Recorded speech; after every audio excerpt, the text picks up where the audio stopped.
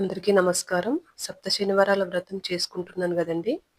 మూడో వారం అయితే రానే వచ్చింది. మార్నింగే లేచి ఇల్లంతా క్లీన్ చేసేసుకొని, నేను గూడా తలస్నానం చేసేసి, ఇంకా పూజ, వంట పనులైతే ప్రారంభించాలి. ఫస్ట్ అయితే కిచెన్‌లోకొచ్చానండి.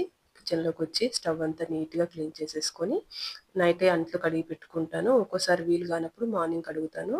తర్వాత ఇలా గంధం బొట్లు మంచిగా స్టవ్‌కి పెట్టేసుకొని వంటైతే ప్రారంభిస్తాను.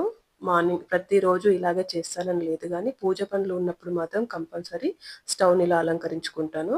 తర్వాత ఇట్లా నల్ల నువ్వులనేవి నీట్‌గా వేపేసుకొని పక్కకు పెట్టేసుకోవాలి. ఇవి చల్లారుతూ ఉంటే ఇక్కడ వడపప్పుకి, పానకానికి అలాగే ప్రమిదలకి కావాల్సిన బెల్లం వాటరు నానబెట్టేసి పెట్టుకున్నాను. తర్వాత లడ్డూలకి కావాల్సిన బెల్లము ఇట్లా కట్ జేసి పెట్టుకున్నాను. తర్వాత బెల్లము, నువ్వులు మిక్సీ వేసేసి ఇట్లా లడ్డూలనేవి ఉండకట్టుకోవాలి.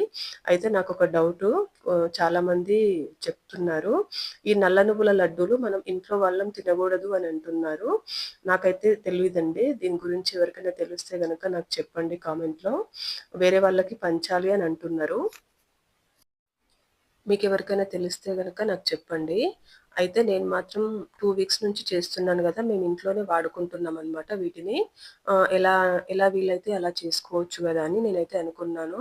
అయితే దీని లాంగ్ వీడియో లింకు కింద ఇస్తున్నాను. చూడండి. నచ్చితే గనక సబ్స్క్రైబ్ చేసుకోండి.